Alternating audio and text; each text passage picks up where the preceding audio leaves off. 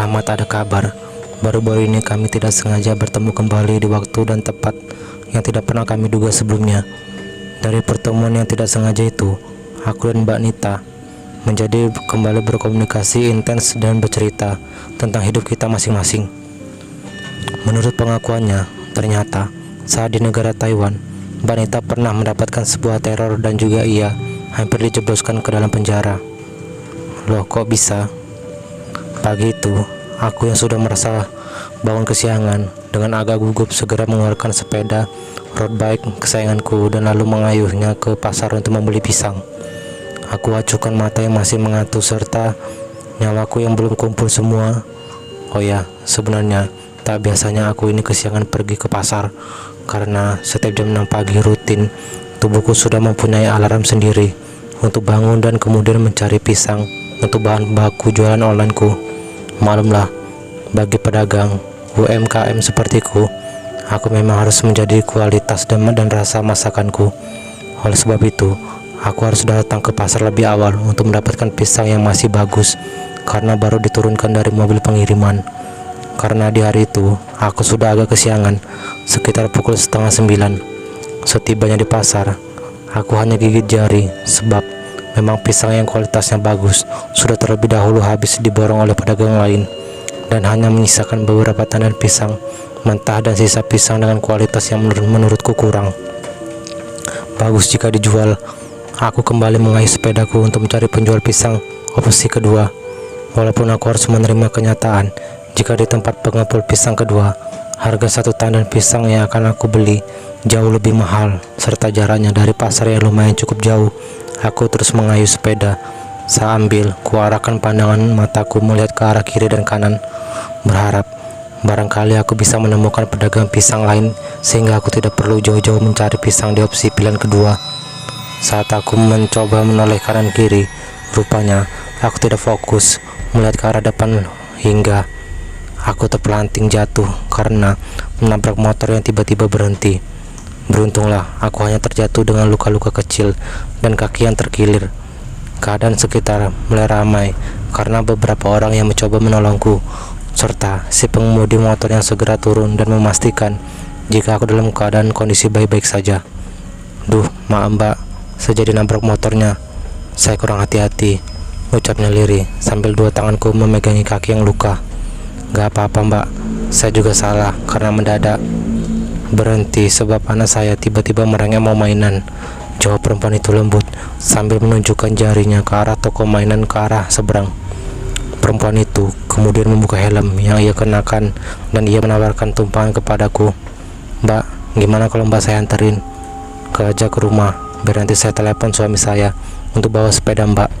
Saya lihat sepertinya kaki kanan mbak ini agak terkilir. Saat ia berbicara, aku memperhatikan wajahnya yang kini baru aku sadari.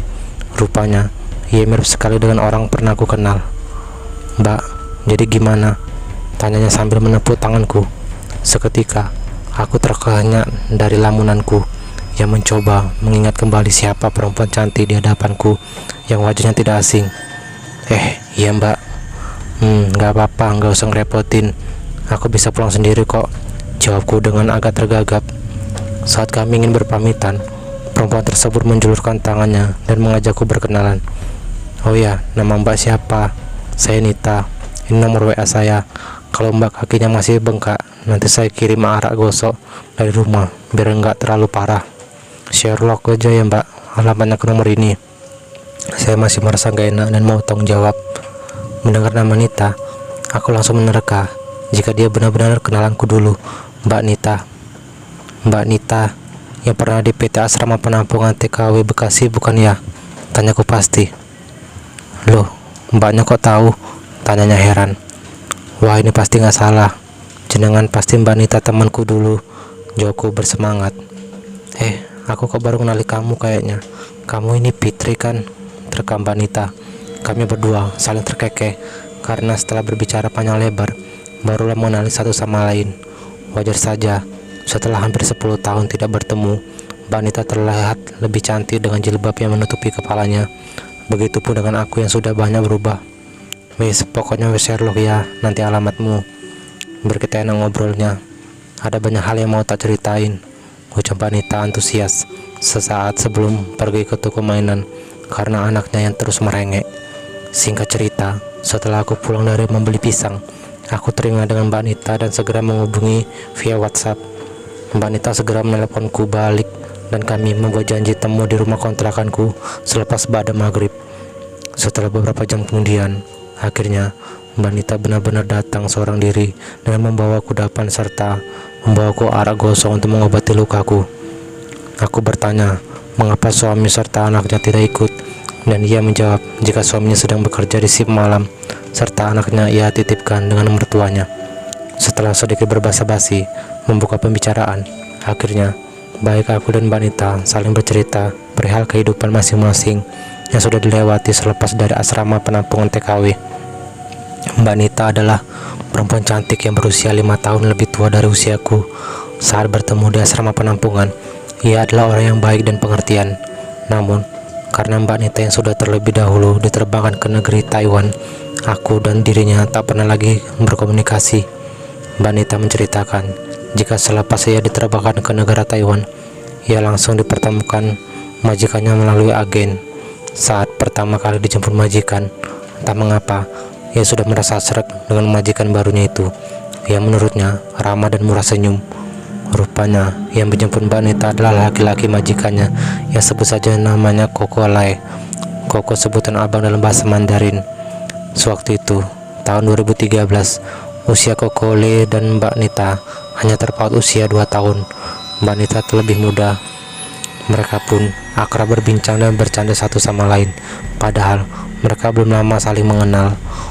Perbedaan bahasa tak menjadi penghalang untuk berkomunikasi. Walaupun Mbak Nita belum mengerti 100% bahasa Mandarin, begitu tiba di kondominium sang anak majikan, Mbak Nita lalu dipertemukan dengan ibunya yang terbilang belum begitu tua, sekitar usia 60 tahun. Sebut saja namanya Amah Chin. Amah ini terlihat sehat-sehat saja, padahal dalam job desk kontraknya Mbak Nita diharuskan menjaga manusia yang sedang sakit-sakitan.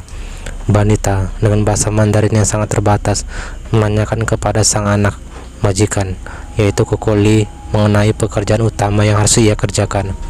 Kamu di sini sebatas bersih-bersih, menunggu kondominium dan jaga anjing, karena orang tua saya masih sehat dan masih kuat bergadang. Yang ada di surat kontrak itu bohong, karena kalau di negeri Taiwan, para pekerja dari luar hanya diharuskan untuk menjaga orang tua dan tidak diperbolehkan untuk jadi pembantu ataupun pengasuh anak, ucapnya. Mbak Nita tidak masalah dengan penjelasan Koko Li. Ia justru senang karena tugasnya tidak begitu berat dibanding harus menjaga manusia yang ringkih. Hari ke hari selama di Taiwan, Mbak Nita menjalani di tempat majikan yang baru dengan penuh dedikasi dan sukacita. Kedua majikannya pun, Koko Li dan Amah Chin, jarang ada di dalam kondominium. Sedari pagi buta, Amah Chin sudah pergi ke toko miliknya dan kembali saat malam hari. Sedangkan Koko Li, ia bangun siang hari dan kemudian pergi entah kemana sampai larut malam. Tak terasa, sudah 1 tahun saja rupanya Mbak Nita bekerja di kota Kaohsiung.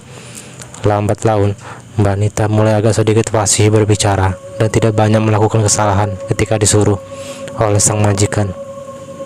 Hal tersebut membuat Amah Chin mulai percaya dan menaruh simpatik terhadap Mbak Nita yang gigih belajar bahasa Mandarin sendiri, serta Mbak Nita adalah orang yang resik, cekatan, rajin, dan juga ramah. Rupanya, kini bukan hanya Amah Chin saja yang menaruh simpatik terhadap Mbak Nita, melainkan Koko Li. Entah dari mana kapan, Koko Li sudah menaruh perasaan terhadap Mbak Nita. Selain sifat baik Mbak Nita yang disebutkan tadi, Mbak Nita pun memiliki fisik yang cantik dengan kulit putih mulus dan wajah yang mirip oriental.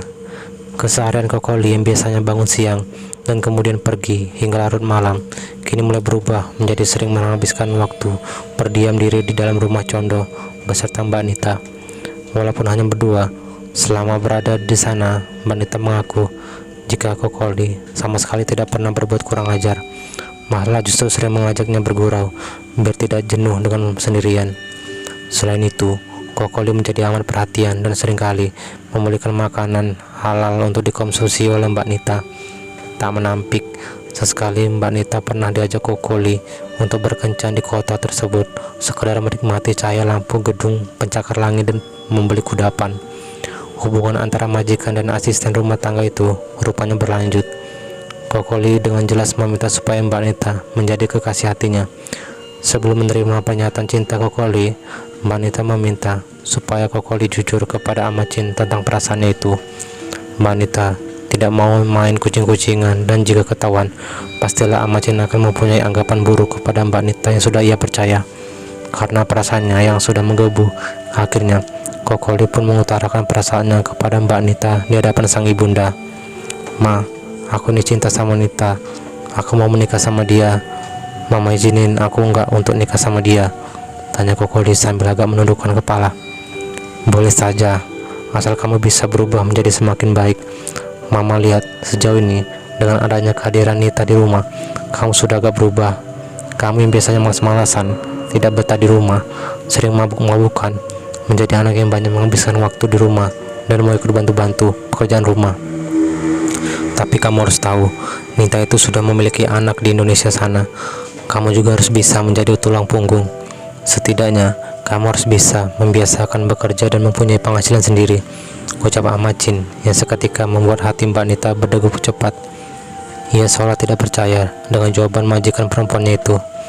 Mbak Nita awalnya berpikiran jika saat Kokoli mengungkapkan perasaannya, ibunya langsung dengan tegas menolak karena perbedaan kebudayaan, agama, dan juga status sosial di antara mereka. Mendengar hal itu, seketika wajah Kokoli menjadi sangat sumringah. Ia berjanji untuk belajar menjadi kepala rumah tangga yang baik dengan cara meninggalkan kebiasaan lama dan juga mulai bekerja di toko. Selama beberapa bulan merajut hubungan pacaran, Kokoli semakin memantapkan pilihannya kepada Mbak Nita. Kokoli dan Mbak Nita sampai membuat banyak rencana yang akan ia lakukan setelah kontrak kerja Mbak Nita di Taiwan habis.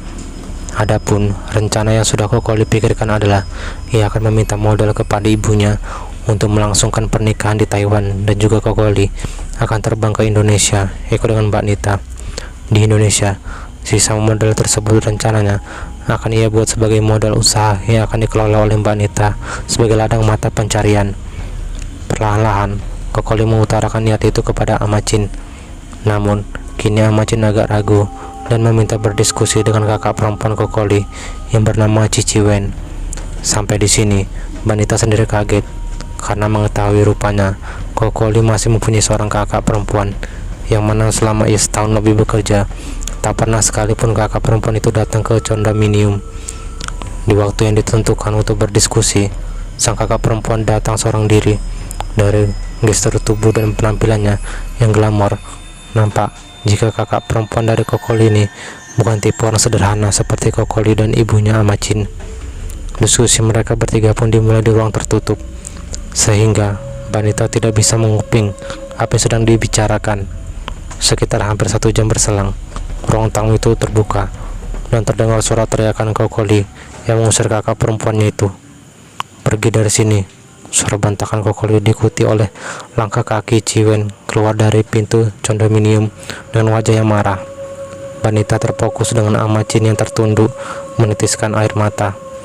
Wajah Kokoli yang merah padam. Ia mencoba mendekati Amacin dan menanyakan apakah semua baik-baik saja. Namun Amacin hanya menggelengkan kepala. Mbak seperti mendapatkan firasat buruk.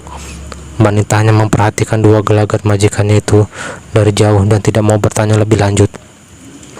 Keesokan harinya, baik Amacin dan Kokoli tidak berangkat ke toko. Mereka berdua kembali duduk di ruang tamu, dan kini Mbak Nita turut dipanggil untuk menjelaskan hasil diskusi bersama Cici Wen semalam. Dengan agak terbata, Amacin memulai pembicaraannya. "Sebaiknya kalian berdua akhiri saja hubungan percintaan kalian. Setelah berdiskusi semalam dengan Cici Wen, ada benarnya jika memang sebaiknya kalian tidak bisa meneruskan ke dalam jenjang pernikahan," ucap Amacin. Amacin pun menambahkan, ada banyak sekali perbedaan di antara mereka, baik perbedaan agama, ras, kebudayaan, juga yang paling utama adalah perbedaan status sosial di antara mereka.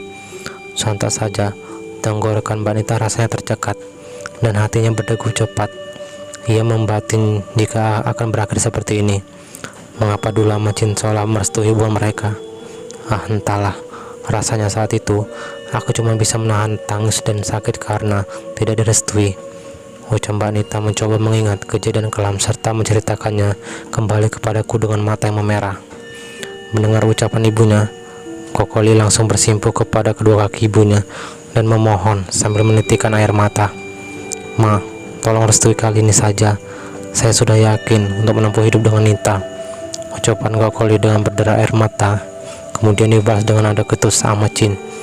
"Mama tahu kalau kamu benar-benar cinta dengan Nita, si perempuan Indonesia itu. Tapi apa sebenarnya dia cinta sama kamu dengan tulus?" Belum selesai ucapan ia menusuk ke dalam relung hati Mbak Nita. Kini ia dicecar oleh beberapa pertanyaan yang memberatkan posisinya. "Sekarang saya tanya kamu, bisa kamu meninggalkan negara kamu dan tinggal di negara Taiwan? Saya dan keluarga pun gak setuju sampai kamu bawa anak kamu yang dari Indonesia ke sini. Selain itu, jika dia mau ikut ke negara kamu dan berpindah keyakinan, apa kamu juga bisa melakukan hal yang sama? Atau jangan-jangan selama ini kamu yang memperdayai anak saya Li untuk segera meminta modal menikah serta modal usaha untuk ke Indonesia?" Ucapan bernada tinggi itu tak bisa lagi Mbak Nita terima karena ia merasa kata-katanya sudah keterlaluan. Mbak Nita pun tidak mungkin meninggalkan anak semata wayangnya dari pernikahan dahulu serta meninggalkan sang ibu yang sudah renta di kampung, sedangkan ia bisa bersenang-senang dengan suami baru. Yang terakhir, yang lebih tidak memungkinkan untuk Mbak Nita adalah perpindahan keyakinan. "Baik, saya rasa ini sudah kelewat batas sama Chin. Saya tidak sama sekali mempengaruhi anakmu karena ia sendiri mempunyai rencana untuk hidup di Indonesia dan uang modal dari ibunya. Tidak usah diperdebatkan lagi, karena dari mulai detik ini baik saya dan Kokoli sudah tidak ada hubungan," balas Mbak Nita dengan wajah merah padam sambil menyeka air mata. Mbak Nita lalu kembali meneruskan pembicaranya. "Amat tidak perlu khawatir, karena saya masih akan tetap profesional bekerja di rumah ini sampai kontrak kerja saya selesai. Anggap saja pembicaraan kita kali ini cukup sampai di sini, dan anggap juga saya tidak pernah ada hubungan dengan Kokoli." Dengan tertunduk lesu dan masih menangis sesegukan, Kokoli tidak bisa lagi menahan keputusan Mbak Nita untuk mengakhiri hubungan. Setelah permasalahan dengan Kokoli beserta keluarganya sudah dianggap selesai, ternyata masih ada satu lagi masalah baru yang muncul menurut Mbak Nita. Cici Wen yang ia hampir tidak pernah sekalipun menginjakkan kaki di rumah Condo Amacin kini menjadi rutinitas setiap hari mendatangi rumah Condo tempat Mbak Nita bekerja. Entah apa yang diinginkan anak majikannya itu, setiap kali Cici Wen datang ke condominium tidak ada orang.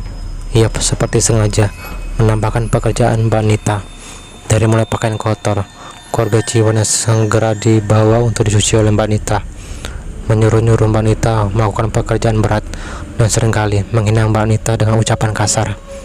Ciwan pun tega mengadu tidak-tidak kepada ibunya selepas ibunya itu baru pulang dari toko perihal kerja Mbak Nita, serta Ciwan tak pernah melewatkan kesempatan untuk terus mengadu domba antara Kokoli serta Mbak Nita yang ia masih anggap berpacaran sembunyi-sembunyi dan merencanakan hal yang buruk kepada ibunya.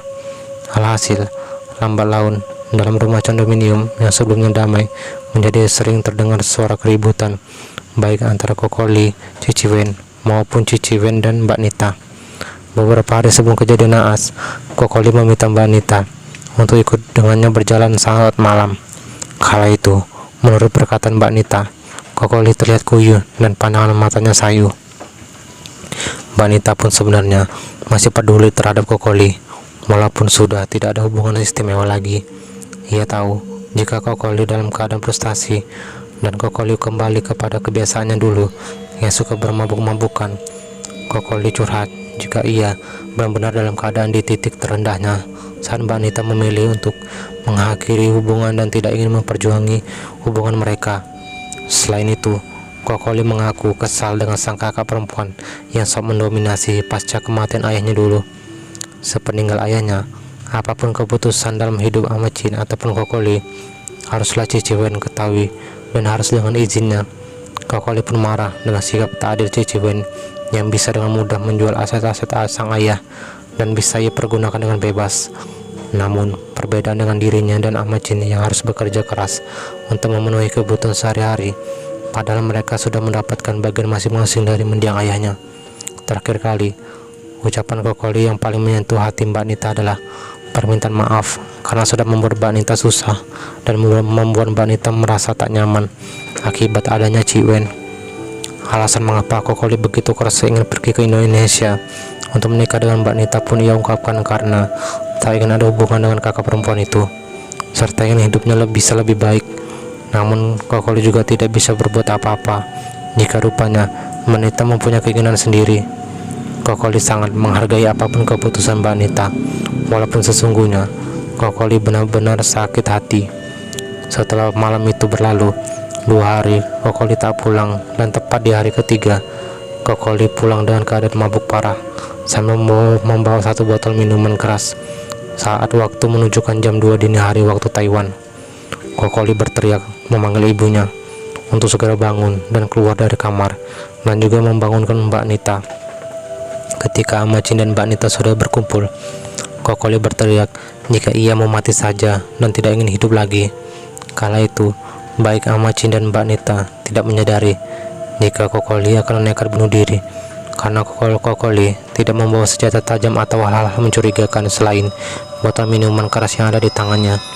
Saat Mbak Nita dan Amacin mencoba menenangkan Kokoli yang beracau, Kokoli langsung menenggak cairan dalam botol minuman keras itu hingga ia terbatu-batu dan tidak lama mengeluarkan darah dari hidung, telinga, serta mulutnya.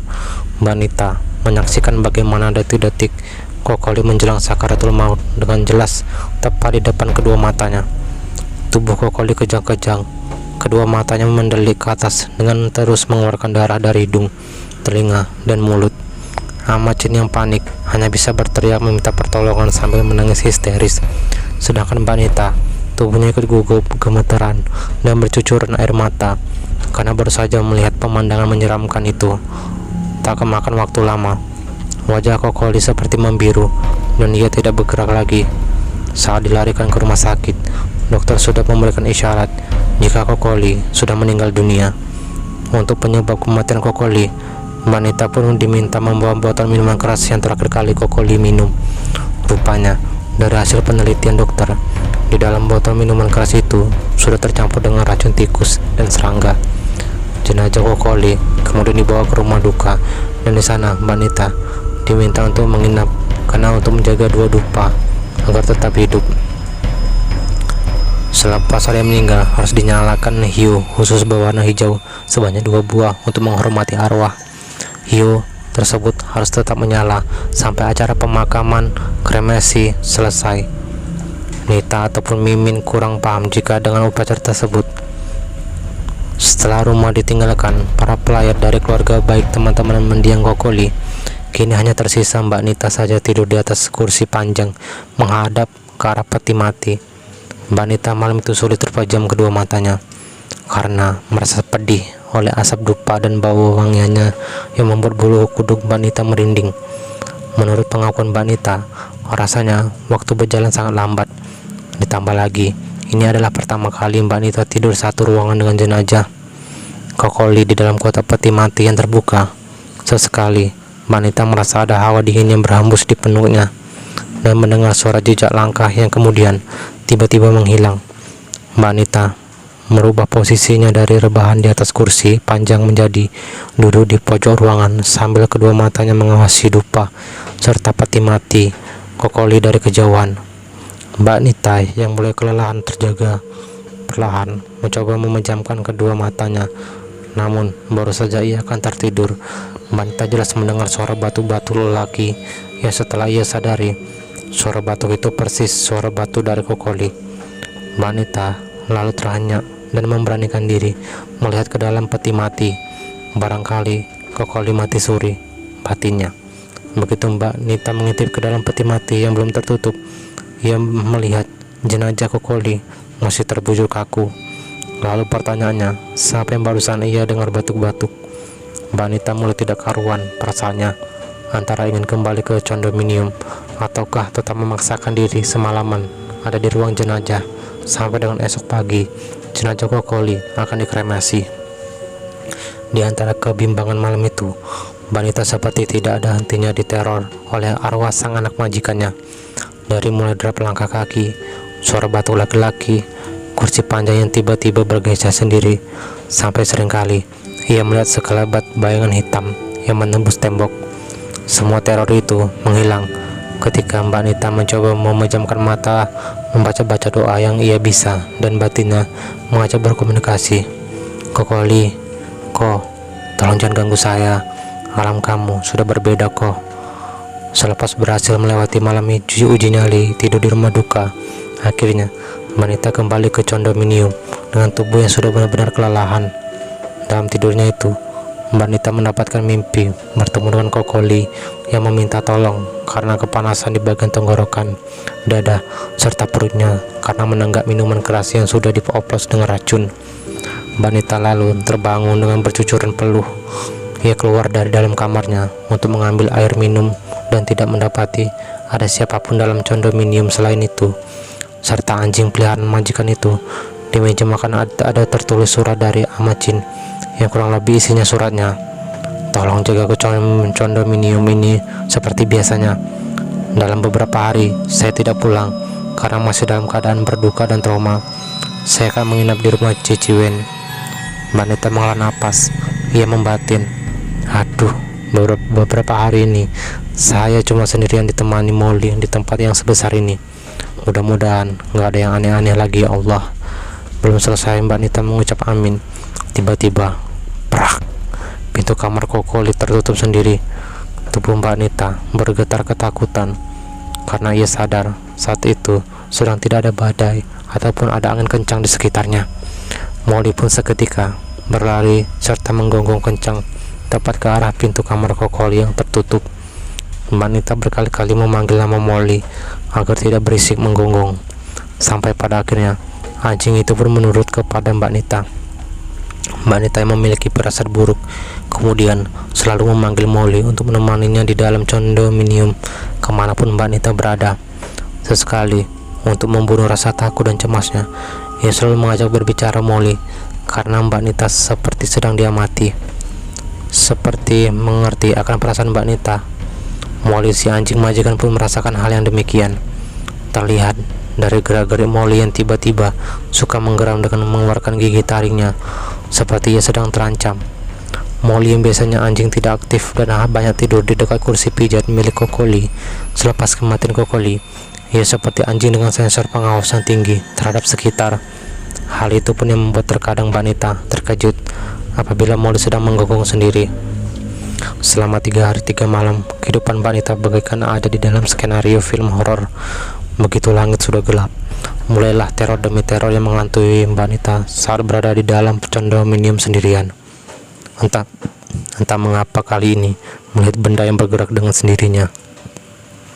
Segala berbayangan, bau aroma arak yang membuat Mbak Nita muntah-muntah, suara bunyi air shower di kamar mandi yang menyala, serta gonggongan anjing Molly yang tiba menyala di depan kamar Kokoli. Mbak Nita sekilas pun sering mendengar suara para lelaki yang memanggil namanya, dan yang membuat dirinya begitu ketakutan adalah suara ketukan pintu tepat jam 1 malam, di mana jam tersebut waktu biasanya Kokoli pulang ke kondominium. Awalnya ketukan pintu itu sempat dibuka oleh Mbak Nita, namun begitu ia melihat ke arah luar, justru di luar tidak ada siapapun, dan seketika langsung disambut dengan wangian dupa ataupun bau arak menyengat ke hidung. Rasanya saat itu Mbak Nita tidak kuasa untuk segera pulang ke Indonesia walau belum habis kontrak. Ia tidak peduli dengan kontraknya yang masih panjang.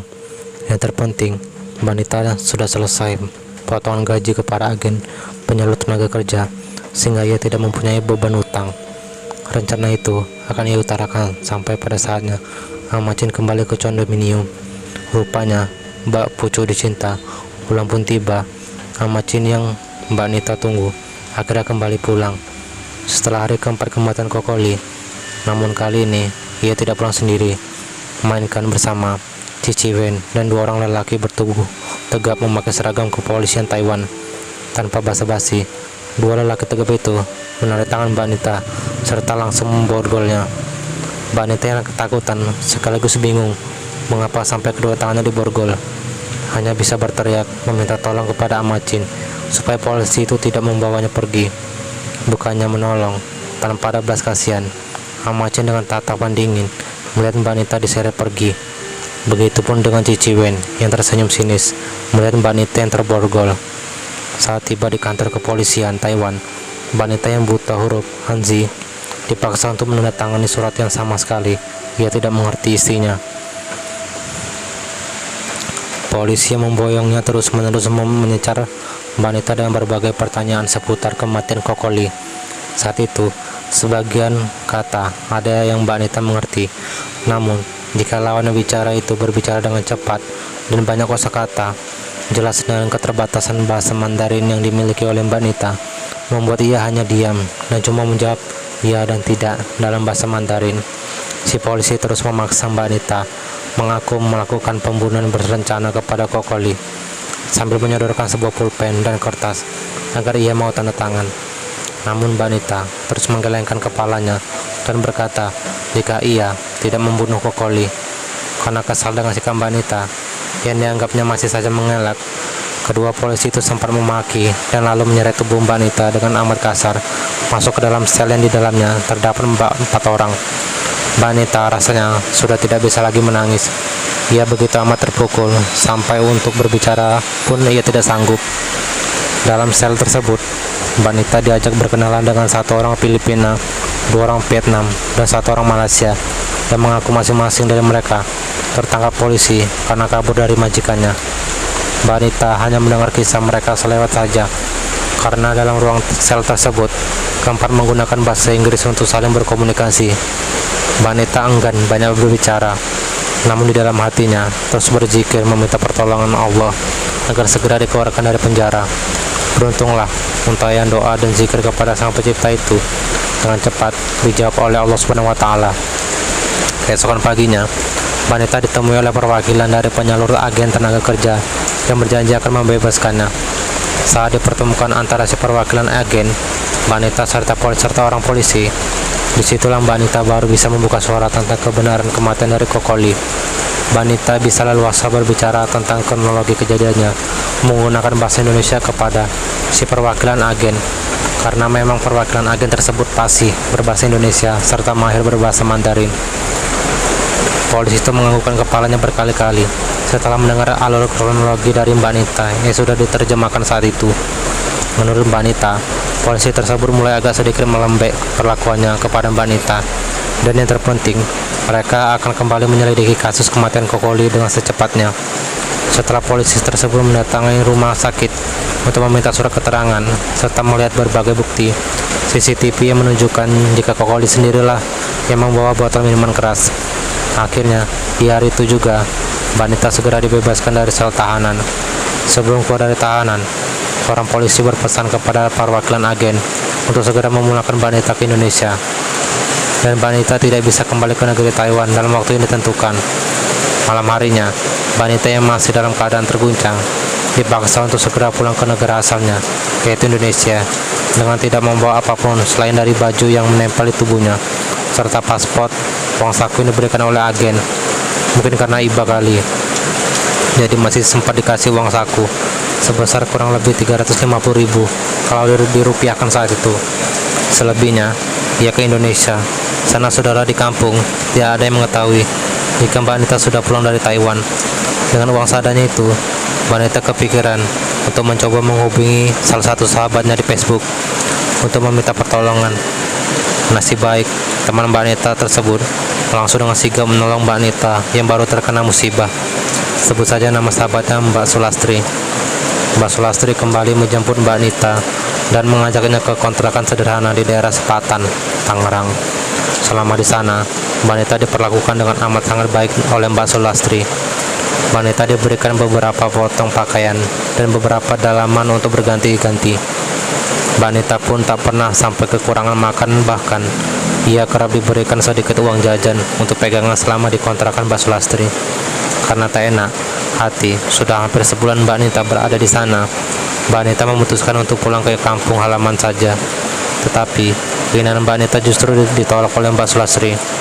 Rupanya Mbak Sulastri mempunyai rencana lain, yaitu menjodohkan Mbak Nita dengan kakak laki-lakinya. Perjodohan yang tidak sengaja itu pun berhasil mempertemukan Mbak Nita dengan sang suami di atas pelaminan. Akhir dari cerita teror Mbak Nita sendiri adalah sesaat sebelum ia melangsungkan pernikahan dengan suaminya, ia bermimpi bertemu dengan mendiang Kokoli. Kokoli nampak tersenyum kepada Mbak Nita dari kejauhan sambil melambaikan tangan. Ia pun berbicara jika ia sudah bisa ikhlas melepaskan Mbak Nita ke dalam pelukan orang lain. Sebelum mimpi itu berakhir, Kokoli sempat meminta maaf jika ia pernah menghantui Mbak Nita saat berada di kondominium, agar supaya Mbak Nita segera meninggalkan kondominium itu karena Cici Wen tidak akan tinggal diam. Setelah Mbak Nita terbangun dari mimpi, ia hanya bisa mendoakan mendiang Kokoli agar Kokoli bisa diterima dan diampuni dosanya oleh Yang Maha Kuasa. Mbak Nita sendiri kini sudah dianugerahkan 3 orang anak, 1 orang laki-laki dari pernikahan pertama dan 2 anak lagi dari suami saat ini. Mbak Nita pun sudah bisa move on dari rasa traumanya saat berada di negeri Taiwan, karena hampir dijebloskan ke dalam penjara akan difitnahan, serta sudah selesai berhasil melewati rasa takutnya akibat terkena teror dari arwah sang majikan.